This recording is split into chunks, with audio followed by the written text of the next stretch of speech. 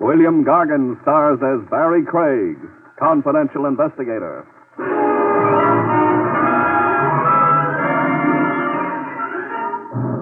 One kind of free lodging that leaves everyone cold, folks, is when it's yours, by courtesy of the city morgue.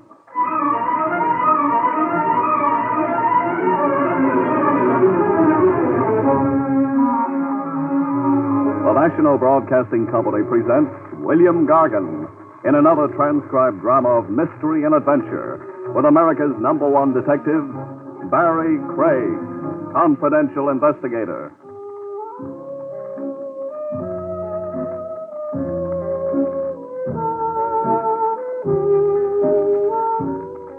Barrie Craig speaking. There's one little thing a confidential investigator has in common with a crooner or a tap dancer. Ballyhoo. You can't get enough of it. The right kind of publicity break with pictures, acts, and your fees skyrocket. Even better than money, you promote your pick of jobs, scoop off the cream. I wangled me a break like that. A lady reporter, Mona Gale, assigned to follow me around by the True Life Picture magazine. An elegant redhead, lugging a camera and a notebook. She'd been ordered to profile me, get the story of my life from cradle to now. But the assignment had her missed, I could see. I wasn't important enough people for her. Is there some point to this dreary hike you've got me on, Mr. Craig? Yeah, there is. Tenement Row, near the dock. America's melting pot. Out of it comes governors, songwriters, bookies. Look around you. I have looked around me. Then start taking notes. Garfield Place. I was a kid on this block. That rat trap there. I played stickball off the stoop. Go ahead, sister, make with the pencil. Must I? Posterity will want to know. Are you naturally egotistic, Mr. Craig? Are you naturally a snob? I'm tired.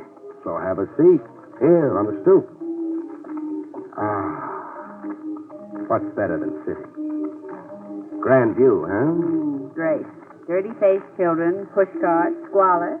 Isn't there some other way of profiling you, Mr. Craig? Like? Oh, one of those celebrated cases you perform in so heroically. Couldn't I just watch you at work? Sure. If I had a case, which right now I haven't. Come on, beautiful. Get the feel of this block. Imagine back to me as a kid. That kid over there, reading the comics. Now, he could be me once upon a time. How about that weird-looking boy carrying the parrot? Boy carrying a what? Parrot. Well, yes. What do you know? The kid is carrying a parrot. And coming this way, too. He wants to pose for a before and after picture with you. Hey, want to buy a parrot, mister, for cheap, mister? I don't think so, Sonny. He yours? No, I found him on the docks. Lost. He's sick. Sick? Yeah, look at the blood on his foot. Yeah, it is blood. Bring him closer. Hey, what you examining him for, like a doctor? Funny. The parrot hasn't been hurt. Not a scratch on him, I can see. But the blood? I'll bet 10. It's human blood. Human blood, Mr. Craig? Yeah. Now, figure that. Oh, if only the parrot could talk. Hey, talk's good. Watch. Hey, go ahead, you talk. Don't shoot me! Don't shoot me! Is that the parrot talking, or is the boy a ventriloquist? Help! Murder! Help! Murder! It's the parrot, all right. Yelling bloody murder. Sit tight, sister. You hold on to that parrot. Where are you going? The telephone check with Lieutenant Trav Rogers at police headquarters. I want to know what bloody corpse the parrot belongs to. Could be you will be watching me work, after all.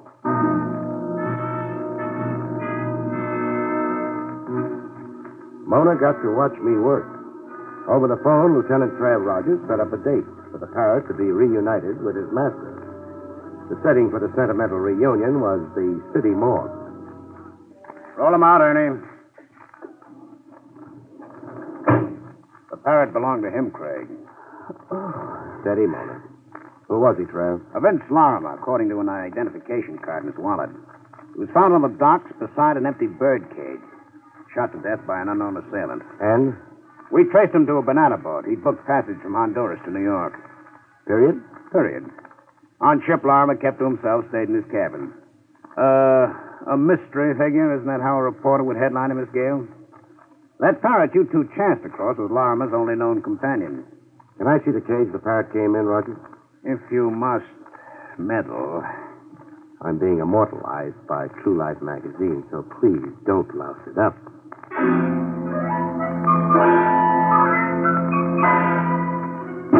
This is the cage. How do you figure the parrot escaped, Fred? Larimer was shot. He dropped the cage. This padlock broke off in the fall. The cage door flew open, et cetera, et cetera. And the parrot dropped to walk, huh? No, Lieutenant, I don't think so. You don't? Not enough concussion for a padlock to snap off. Larimer could only be carrying the cage a couple of feet off the ground. So? Look at the twist in the wire here, where the padlock was originally secured. The wire is unusually twisted. The padlock didn't break off. It was broken off, deliberately. But why would a killer stop to do that, Craig? I'm puzzled like you're puzzled. Any other personal belongings found on the late Vince Larimer? Just this wristwatch, pocket knife, the silver ring. The silver wedding ring. The end? The dead end. A corpse, a parrot, a few meaningless trinkets. Where would you go from here, Mr. Holmes? Oh, you're sure working hard at lousing me up with Mona.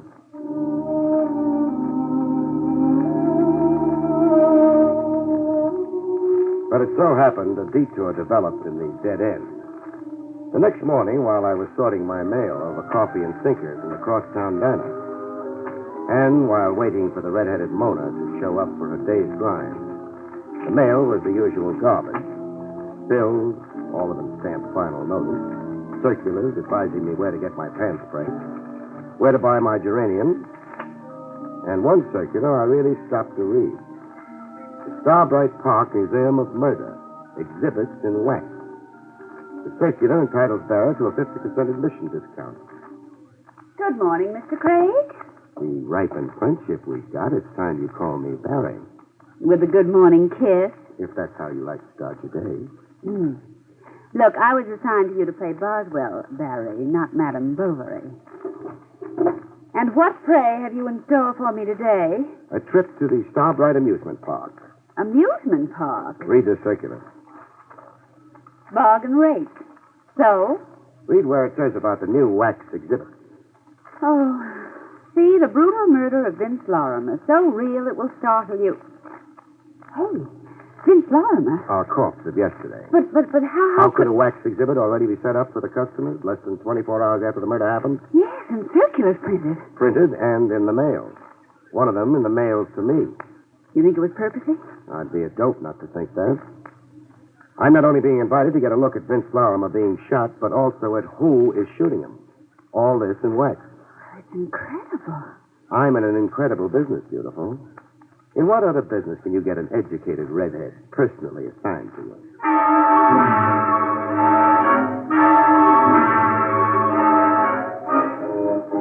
Starbright Park was a ramshackle amusement area, a stone's throw off a public highway. Well, here's your Museum of Murder.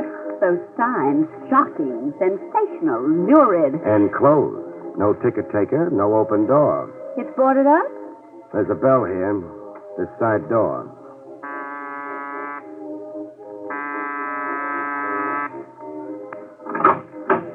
What do you want? A word with the owner, lady. I'm the owner. Oh. I'm Barrie Craig. This is Miss Gale. So what? I got a circular from you in this morning's mail. It's this one. You and 1,000 other people, mister. Everybody from A to C in the telephone directory. Oh, and you didn't mean the circular especially for me? Are you out of your mind? Often. The circular advertises an exhibit of the murder of a man named Vince Larimer. You come to prove to me you can read? And also to see the exhibit. Another time when we're open. You're closed? For safety repairs. The building department found 14 violations. Oh. Come again. Wait. I want in. You say that like a cop. Invite us in.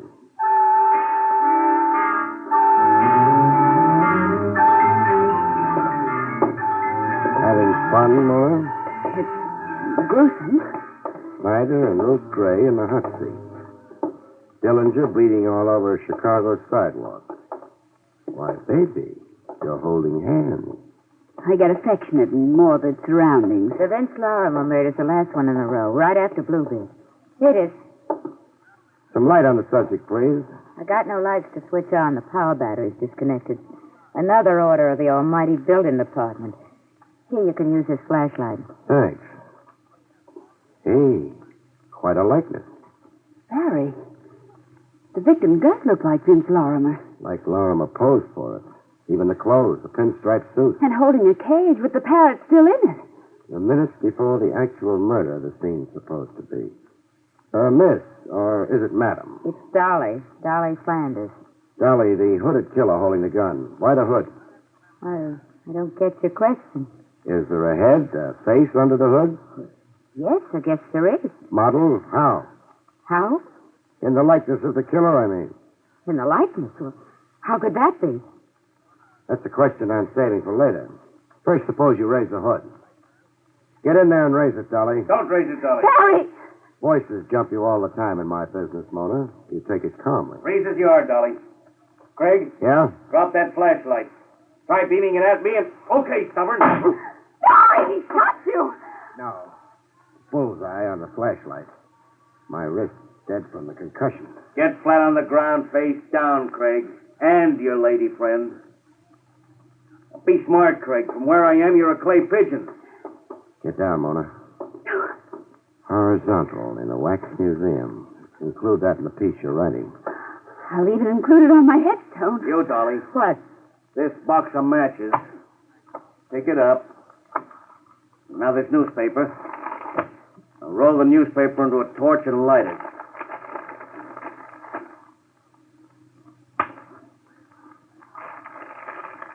It's lit.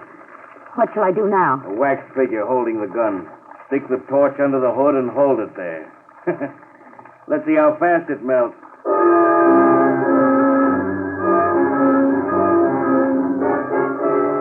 With the figure melted down, my gun-happy friend took one last precaution.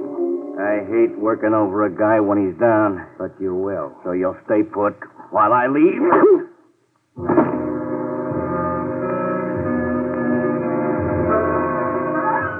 Bomb burst in my head set off a chain reaction. The last thing I heard before being blown to bits was Mona screaming.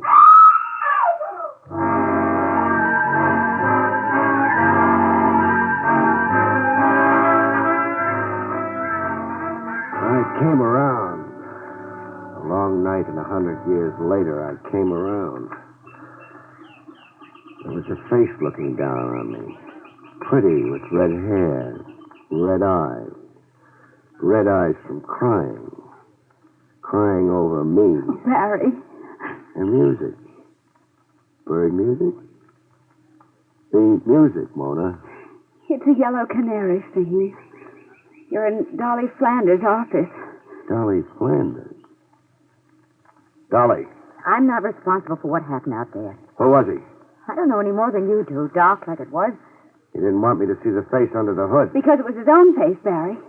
He's the man who murdered Vince Lorimer. Yeah, the obvious conclusion. Maybe even too obvious.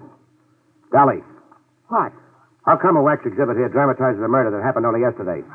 You tell me. Don't you order your own exhibits? No, I take what's shipped to me on a rental basis.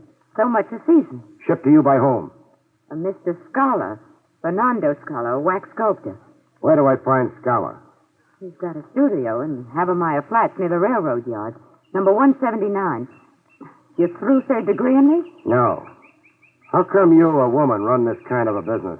Your husband, isn't he with you? How'd you know I had a husband? The silver wedding ring on your finger. Oh. Well, coming back to your first question about me and this business. Yes? I won't be in it anymore after today. Why not? I just sold it, as is, lock, stock, and barrel. Who to? Do I have to answer that, too? Not if it's a secret. It's no secret. Here's my copy of the bill of sale. Know ye by these presents that Howard Crump, purchaser, has this day for the sum of... Mr. Howard Crump thinks he's going to coin a mint running this museum, as it should be run, so he says. Won't he coin a mint? He'll starve to death. That yellow canary of yours. You ever, let it out of its cage? Why should I do a fool thing like that? Skip it. Expecting visitors, Dolly? Crump. He haunts the place to see I don't cart nothing away now that he's bought the place. Come in, Crump. Dolly? Oh, excuse me. This is Mr. Craig. With him is Miss Gale. How do you do? Congratulations on your purchase, Mr. Crump. Oh, you know? Yeah, Dolly was telling us. Dolly said you're convinced there's a profit in murder. Hmm? Oh. That's a curious way to put it. Then you put it.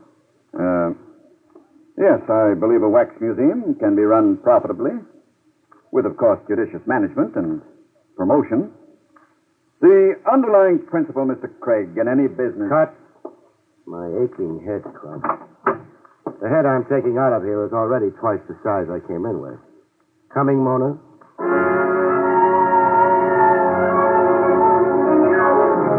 Outside the Wax Museum in a drugstore, while Mona calmed her fevered nerves with a double coke, I got the cracks in my skull glued and an iodine pomade where it lumped.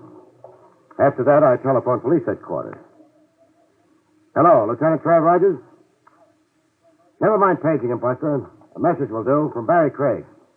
Tell him to check Vince Lorimer's fingerprints with police files. Pronto. You're asking more questions than I've got answers.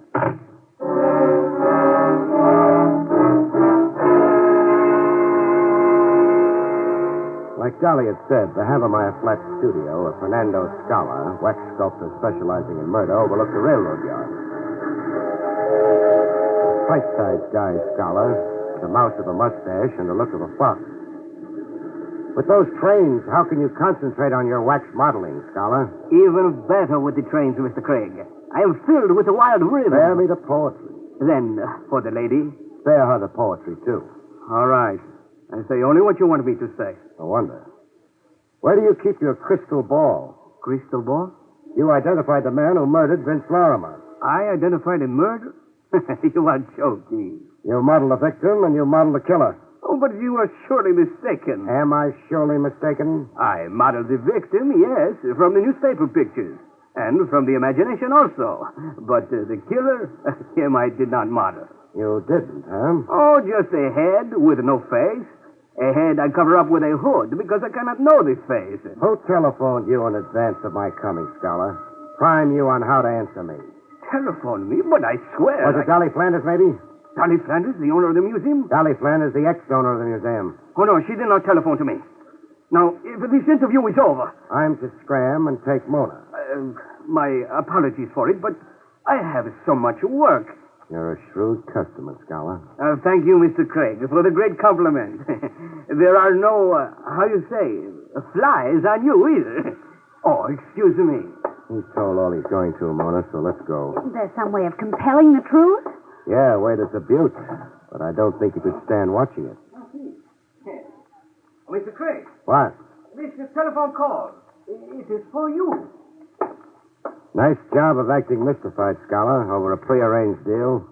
Give me the phone. Hello? Craig? You know it's Craig. Guess who this is? The guy I've got a date with, that's for sure. If you live. I won't just shoot a flashlight out of your hand the next time. Through talking? About. I'm on your tail, Craig, every minute. I followed you to Dolly's and I followed you to Scholars. You better stop chasing around asking people questions, Craig. You better stop. Or else.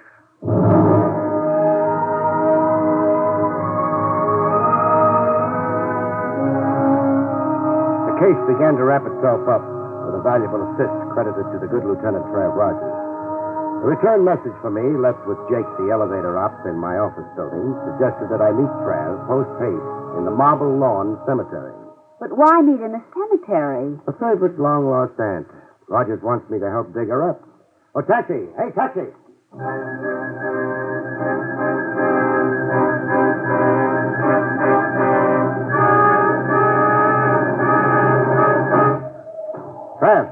Trav, where are you? Craig, I'm over here, the first footpath.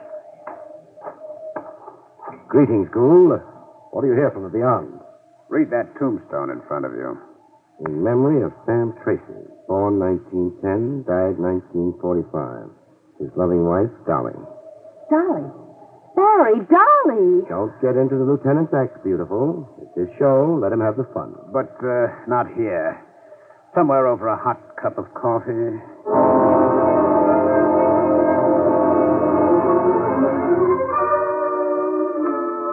That headstone read, Sam Tracy died 1945. He also died in 1951. The same man died twice. What Rogers is saying, Mona, is that our Vince Lorimer was also named Sam Tracy once. Right. We checked Lorimer's fingerprints with police files, as per your request.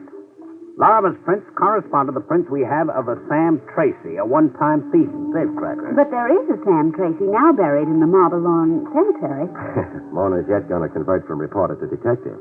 No, beautiful. Whoever's buried in Marble Lawn is a ringer. Someone's buried as Tracy, as a trick to free the real Sam Tracy.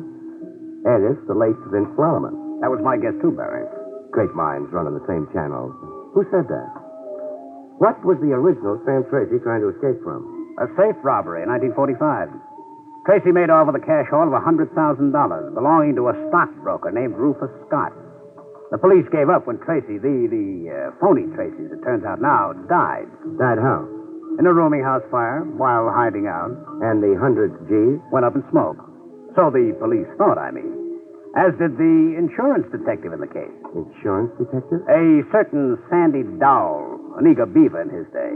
Dowell chased Tracy all over North America before the fire burned him out of the case and into retirement. Well, you got something you can contribute, Craig? This. Sam Tracy, alias the late Vince Lorimer, was the husband of Dolly, the ex-owner of the Starbright Park Museum of Murder. I read the tombstone, too, genius.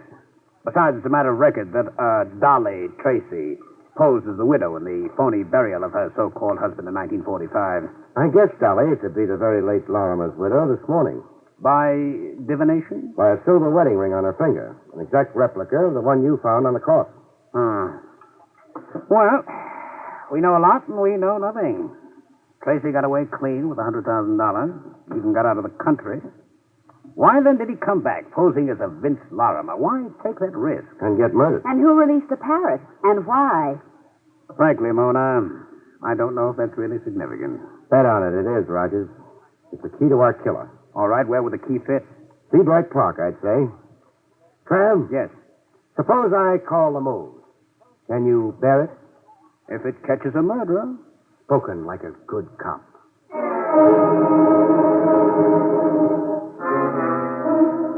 With Trav swallowing his pride enough to backstop me, I stormed the Museum of Murder. Yes? You. Close that door, Crump, quick. You, seem urgent. Urgent? There's a rifle-happy wild man tagging after me. Where's Dolly? Packed up and gone. I've taken possession. Uh-oh. That's my rifleman. Don't open that door. Where are you going? To your office to telephone for help. Now, look, Craig, I can't get involved in your affairs. Quick! Hello. Hello. Dead. Now the line went dead. Someone's cut your wires, Crump. Craig, you can't stay here. I'm running a business, not a headquarters. You want me dead? No, but... My rifle-happy friend finding the range. Craig, get out of here. I'll be murdered. That's not my concern. I insist you go. You want me to walk out at a certain death? It's certain death anyhow staying in here, cooped up in here, cornered. Craig, I'll be killed too. The next bullet might get me. You're raving, When Crump. you stay here, the room is a death trap. You look green, Crump. Sick, as if you're suffocating. Suffocating. Yes, I am. The room's close. Stifling. Close and stifling like a cage? Yes, And you hate cages, don't you, Crump? I hate... That's why you let parrots out of cages. You can't stand seeing anything caged. No, I can't Even stand... the yellow canary, Dolly's yellow canary. The cage is here, but the canary's gone. You emptied that cage, too, eh, Crump? Yes. Craig, I can't breathe. I'm suffocating.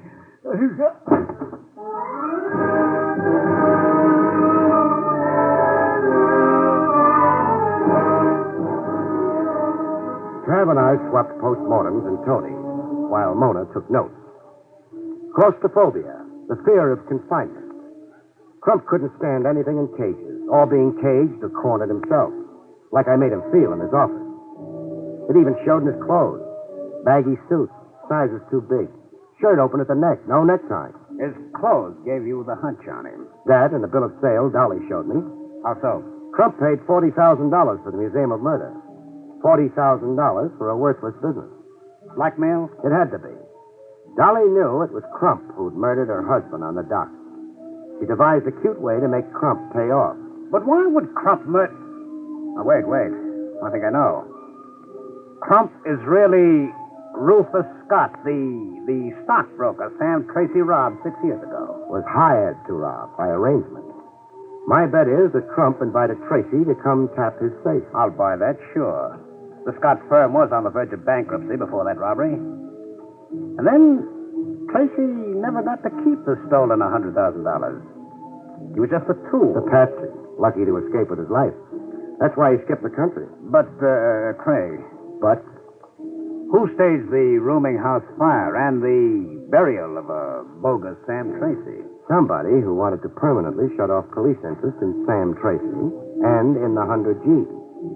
The men say you were supposed to be Rogers when you stalked me in the Museum of Murder and helped pull Crump apart at the scene. The beneficiary of the $100,000 was the thug who worked over you, eh? A thug who could only be one guy. Trav, your retired insurance dick. Sandy Dow. Sandy Dow. A guy I've got a date with before you have. Oh, now, Craig, don't be vindictive. Don't you be casual, Trav, about my head. Before you put the cuffs on Dowell, I'm handing him his cuffs, and that's for sure. And before you two stalwarts of the law really go at it in earnest, will you tell me if I've got it down correctly? Some other time, we're going to a huddle over your note. Just one footnote to murder. Dolly ordered that wax exhibit from Scholar and invited me to come see it.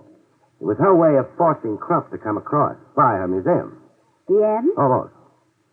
All it needs now is the clinch. The clinch, Barry? Yeah, to keep your storyline straight. Page 1, boy meets girl. End page, boy gets girl. Oh. Trav. What? Vamoose, huh? But, All of a sudden, Mona's got that certain primitive look in her educated eye. Oh.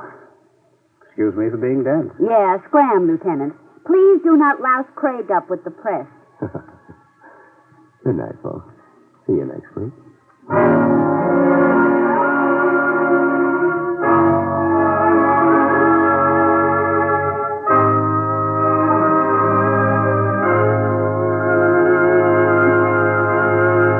You have been listening to William Gargan in another exciting transcribed mystery drama from the adventures of Barrie Craig, Confidential Investigator. Tonight's story, Murder in Wax, was written by John Robert. Next week, it's the strange story of the naughty necklace, about which Barrie Craig has this to say.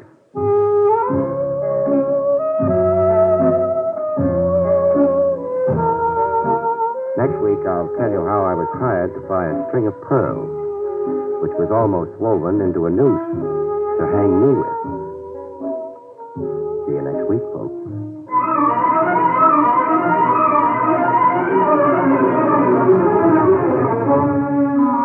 Featured in the role of Mona was Joan Alexander.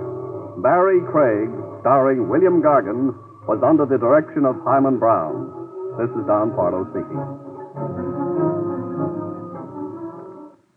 Now enjoy Meredith Wilson's Music Room on NBC.